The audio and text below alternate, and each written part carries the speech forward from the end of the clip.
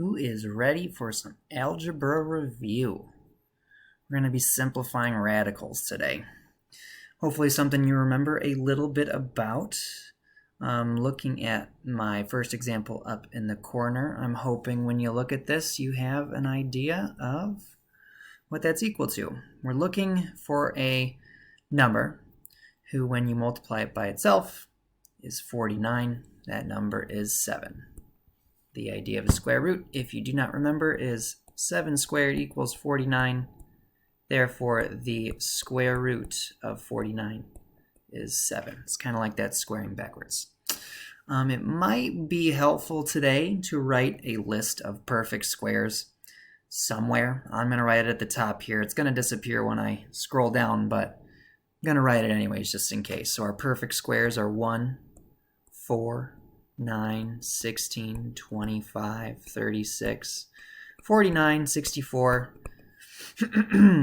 What's after that one? 81. Oh, that was a bad 8. My bad. 100, 121, 144, 169. We can keep going, but I ran out of space, so we'll stop there. When you get to problems that are not perfect squares, that don't have nice square roots, we have a couple different ways we can simplify these. So now I'm going to look over here at the square root of 45 on the right. It's not quite 49, so it's not quite 7. The square root of 36 is 6, so it's somewhere between 6 and 7. Doesn't have a pretty answer, so what we have to do is simplify it. And to do that, you start thinking about perfect squares that divide this number. So that's how I'm going to start, is can you think of numbers that multiply to 45 where one of them is one of these perfect squares that I wrote at the top of my page? If you can figure it out, 45 is 9 times 5. And if you recall, with square roots, we're allowed to separate and put together square roots when we're multiplying. So I'm going to rewrite the square root of 9 times 5 as the square root of 9 times the square root of 5. And what's the square root of 9? That's 3. Square root of 5 isn't nice, so we leave it as a square root. So our simplified form, the square root of 45, is 3 times the square root of 5. If you have a calculator and you want to type that in, if you type in both of those, you should get the same decimal out. There's a quick way to check. All right, let's look at something like square root of 216, where you might not know which perfect square fits into that nicely. If you want to do it a longer way, we kind of break this down into a factor tree. When I look at a number like this, if I don't know big numbers that divide into it, I see that it's even, I know that I can divide out 2. So I can rewrite this as 2 times 108. So I guess I should have said the square root of 2 times 108. Now 108 isn't on our list of perfect squares, and maybe you still can't quite see a perfect square that divides into that, so I'm like, well, I'll just divide out another 2 so I can keep rewriting this. So I'm going to keep that first 2, don't lose that, but then I'm going to break up 108 into 2 times 54. Now this is another way to simplify radicals. I'm going to talk about that pair of 2's out front here in a moment, but I'm going to keep breaking it down because 54, not a perfect square on our list. When you look at 54, we could divide by 2 again, but maybe you notice that it is 9 times 6. 9 is a perfect square. That'll make this faster. The other thing I wanted to talk about, these pairs of numbers. When you see pairs like this, I'm going to put them back together to make it make hopefully a little bit more sense. 2 times 2 is 4.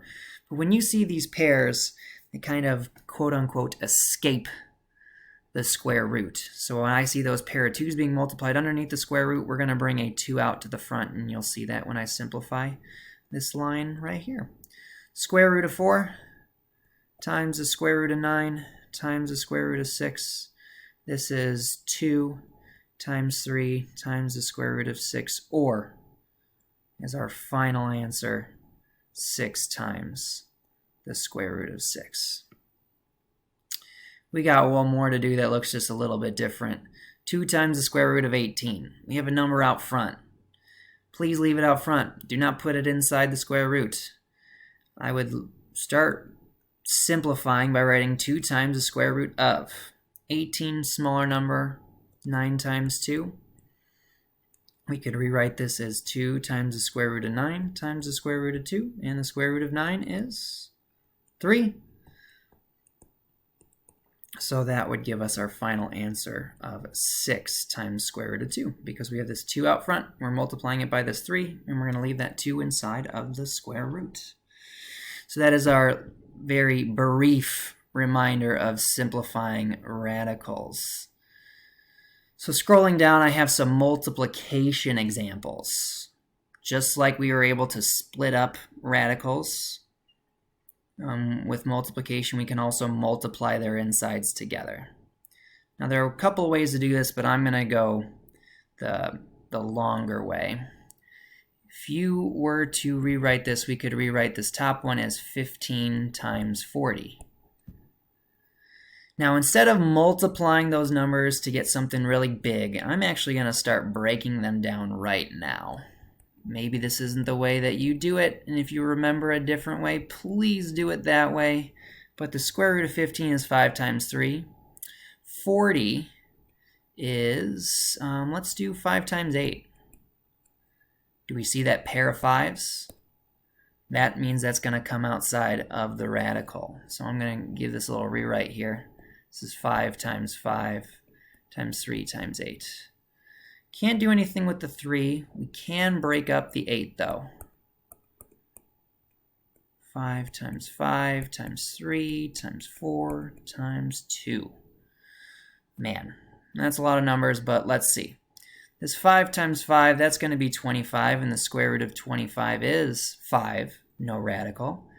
This 3 right here, can't simplify that, so that's going to be the square root of 3. We look at the next number 4, the square root of 4 is 2, no radical sign. And then we have that 2 at the end. We cannot simplify that, so that's the square root of 2.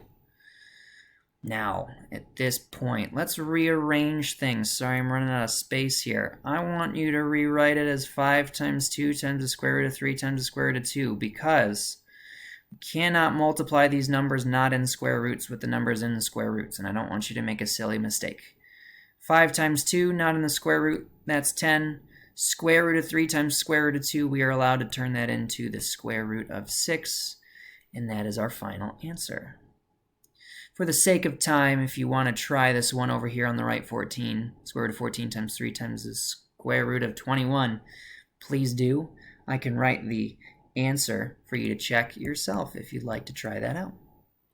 I'm going to do the one underneath, the one that we just did. So just like I did here at the end of the problem, 5 square root of 5 times 6 square root of 2, I'm actually going to reorder everything so that we don't make a silly mistake. I'm going to turn this into 5 times 6 times the square root of 5 times the square root of 2. We can multiply 5 and 6. They are not in the square roots. That's 30.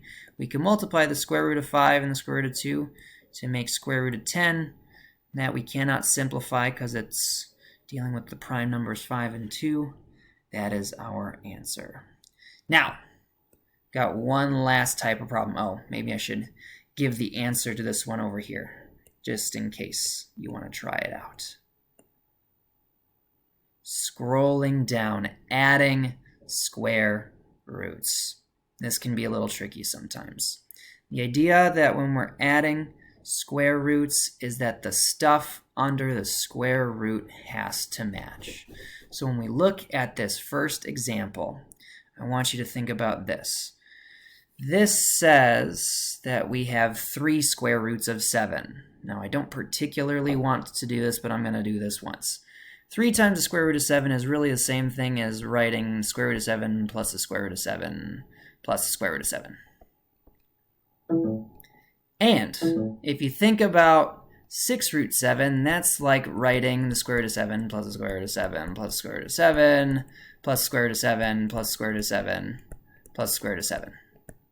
Now, If you add up all of these square roots of 7, how many do we have? We have 9 square roots of 7. So taking a look at our problem, taking a look at our answer, when we're adding square roots, as long as the stuff under the square roots match, we can add and subtract them together by their coefficients, the numbers outside of the square roots.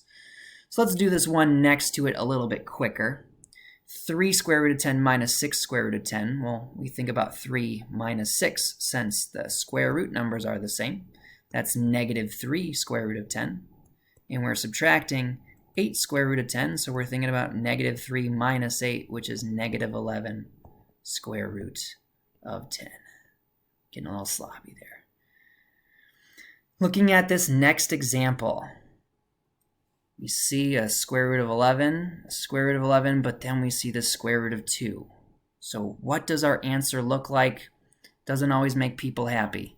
We're allowed to add those two together. We have 2 square roots of 11, we have 8 square roots of 11, so we add them, we get 10 square root of 11. This other thing, the minus 11 square root of 2, we can't do anything with that. Sorry about that noise, that is my other computer. This is what our final answer looks like. It's not pretty, doesn't necessarily look simplified, but that is our simplified answer. And finally, this type of problem. It's an addition problem with square roots, and we say, well, it says the square root of 72, square root of 50, and square root of 8. They're not the same, so we can't add them. But sometimes when you simplify these radicals, the stuff left over under the square root will match. So let's try to simplify this. If you look at the square root of 72, maybe you notice that it is 2 times 36. So, thinking about this simplifies to 6 square root of 2. If you look at the square root of 50, that's 2 times 25. If we simplify that, that's 5 square root of 2. Square root of 8, that's 2 times 4. Square root of 2 times 4. So that would be 2 square root of 2. Don't forget my plus signs. Now that we've simplified it, take a look. Square root of 2, square root of 2, square root of 2. We can add them. If you have 6 square roots of 2 and you add that to 5 square roots of 2, that's 11 square roots of 2.